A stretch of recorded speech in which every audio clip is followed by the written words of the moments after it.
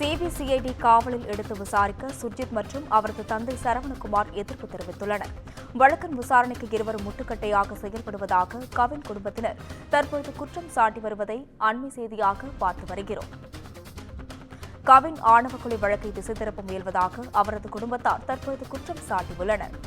மேலும் சிபிசிஐடி வசம் ஒப்படைக்கப்பட்ட நிலையில் வழக்கை திசை திருப்பும் முயற்சியாக கவினின் காதலி வீடியோ வெளியிட்டதாக புகார் எழுந்துள்ளது. சிபிசிஐடி காவலில் எடுத்து விசாரிக்க சுர்ஜித் மற்றும் அவரது தந்தை சரவணகுமார் எதிர்ப்பு தெரிவித்துள்ளனர். வழக்கின் விசாரணைக்கு இருவரும் முட்டுக்கட்டையாக செயல்படுவதாக கவின் குடும்பத்தினர் தற்போது குற்றம் சாட்டி வருகின்றனர். தற்போது இதனை அண்மை செய்தியாக பார்த்து வருகிறோம்.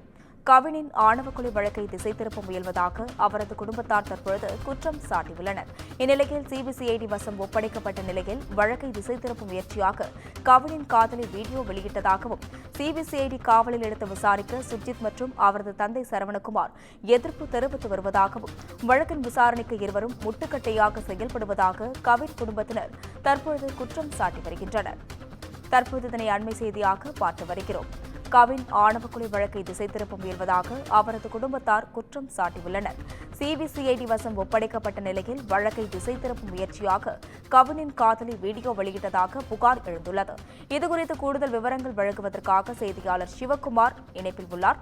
வணக்கம் சிவக்குமார், தற்பொழுது ஆணவ கொலை திசை திருப்ப முயற்சி நடப்பதாக தகவல்கள் வெளியாகியுள்ளது. இதுகுறித்த விவரங்களை பகிரலாம். அதாவது கடந்த மாதம் இறுதியில தமிழகத்தை உலுக்கிய ஒரு கொலை வழக்குன்னு சொல்ல போறதா இருந்தா கவின் கொலை வழக்குன்னு சொல்லலாம். அதாவது கேடிசி நகர்ல வச்சுட்டு வர்ற இவங்க ஏற்கனவே பூர்வீகமாக தூத்துக்குடி மாவட்டம் ஆறுமுகமங்கலத்தை சார்ந்தவங்க. இவரோட சக வகுப்பு தோழியான சுபாஷினி, அதாவது திருநெல்வேலியை சார்ந்த சுபாஷினி அப்படிங்கிறவங்களும் இருவரும் ஒருவர் காதலித்ததாக கூறப்பட்ட ஒரு சூழ்நிலையில என்ன ஆச்சுன்னு பாத்தீங்கன்னா 27ஆம் தேதி அன்று கடந்த மாத இறுதியில கவின் சுபாஷினியோட தம்பி சுர்ஜித் மூலமா கொலை செய்யப்பட்டாரு.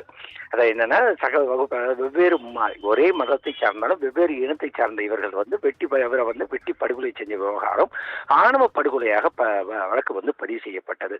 முதல்ல ஒரு 4 நாள் என்னன்னு பாத்தீங்கன்னா சட்டம் ஒழுங்கு காவலர்கள் இந்த வழக்கை தொடர் விசாரணையில் ஈடுபட்டு இருந்த நிலையில எவ்வித முன்னேற்றமும் இல்லை அப்படின்னு சொல்லி இந்த வழக்கை சிபிசிஐடி வசம் ஒப்படைக்கப்பட்டது. அதாவது கவினோட தந்தை தாய் என்ன சொன்னாங்கன்னா, பாளையங்கோட்டை காவல் ஆய்வாளராக பணிபுரிந்து வரும் காசி பாண்டியன் அப்படிங்கிறவர் கட்ட பஞ்சாயத்து செய்ததாகவும் அதன் அடிப்படையில் இந்த சட்டம் ஒழுங்கு காவலர்கள் இந்த வழக்கில் போதிய அளவுக்கு விசாரணை பண்ணல, அதனால இந்த வழக்கை வேறு துறைக்கு மாற்றணும்னு சொல்லி கோரிக்கை வைத்து உடலை வாங்க மறுத்து போராட்டம் பண்ணிட்டு இருந்தாங்க. இதனை அடுத்து என்னன்னு பார்த்தீங்கன்னா வழக்கு சிபிசிஐடி வசம் ஒப்படைக்கப்பட்டது. சிபிசிஐடி வசம் ஒப்படைக்கப்பட்ட அன்று சுபாஷினி ஒரு வீடியோ வெளியிட்டு இருந்தாங்க. என்னன்னு பார்த்தீங்கன்னா தனக்கும் அதாவது தானும் கவினும் காதலிச்சது உண்மையானும் என்ன நடந்ததுன்னு எங்க இருவருக்குள்ளதான் தெரியும், வேற யாருக்கும் தெரியாது. நான் 6 மாதம் பொறுக்க சொல்லியிருந்தேன். ஆனா அதுக்குள்ள கவின் அவசரப்பட்டு கேட்டதுனால என் தம்பி கொலை பண்ணிட்டாரு, அதாவது சுர்ஜித் கொலை பண்ணிட்டாரு. இதுல மேலும் துணை ஆய்வாளர்களாக பணிபுரிஞ்சிட்டு வர்ற எங்க அப்பா சண்முக சுந்தரம், எங்க அம்மா கிருஷ்ணகுமாரி இருவருக்கும் எந்த தொடர்பும் கிடையாது. அதனால இதை பத்தி யாரும் பேசாதீங்க அப்படின்னு சொல்லி வீடியோ வெளியிட்டு இருந்த நிலையில சுர்ஜித்தை காவலில் எடுத்துக்கணும்னு சொல்லி முயற்சி பண்ணாங்க சிபிசிஐடி போலீசார். அதே மாதிரி பாத்தீங்கன்னா இந்த வழக்குல சரவணகுமார் கைது செய்யப்பட்டிருந்தாரு. அதே மாதிரி பாத்தீங்கன்னா அவங்க அம்மா கிருஷ்ணகுமாரி தற்போது வரை வெளியதான் இருக்கிறாங்க.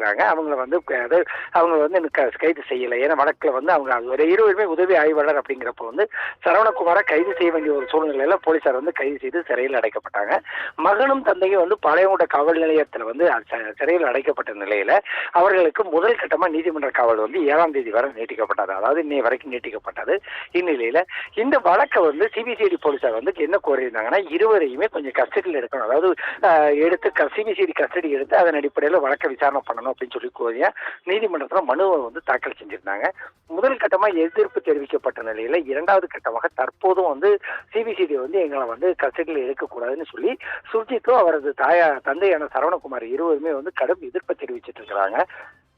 ஏன்னா சட்டம் ஒழுங்கு காவலர்கள்ல தனக்கு போதிய அளவுக்கு நியாயம் கிடைக்காது அப்படின்னு சொல்லி கவினோட தந்தை ஏற்கனவே குற்றம் காட்டியிருந்த நிலையில தற்போது சிபிசிஐடி தங்களை கஸ்டடியில் எடுக்கக்கூடாதுன்னு சொல்லி தந்தையும் மகனும் எதிர்ப்பு தெரிவிக்கிற ஒரு சூழ்நிலை அப்படிங்கிறது இந்த வழக்கை திசை திருப்பதற்கு உண்டான முயற்சிகளில் ஈடுபட்டு இருக்காங்களோ அப்படிங்கிற ஒரு ஐயம் எல்லாருக்குமே எழுது.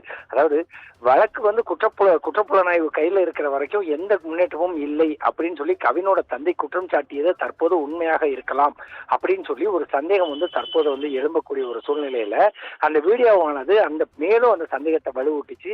தற்போது சிபிசிஐடி தங்களை கஸ்டடியில் எடுக்கக்கூடாதுன்னு கவினும் அவரது தந்தை சரவணகுமாரும் எதிர்ப்பு தெரிவிச்சிருக்கிற ஒரு வகை வந்து இந்த அதாவது அவங்க வந்து செலுத்திய, அதாவது அவங்க சொன்ன அந்த அவங்க சொன்ன வார்த்தைகள் வந்து உண்மையாக அப்படி இருக்குமோ அப்படின்னு சொல்லி ஒரு மிகப்பெரிய சந்தேகத்தை ஏற்படுத்தியிருக்கு.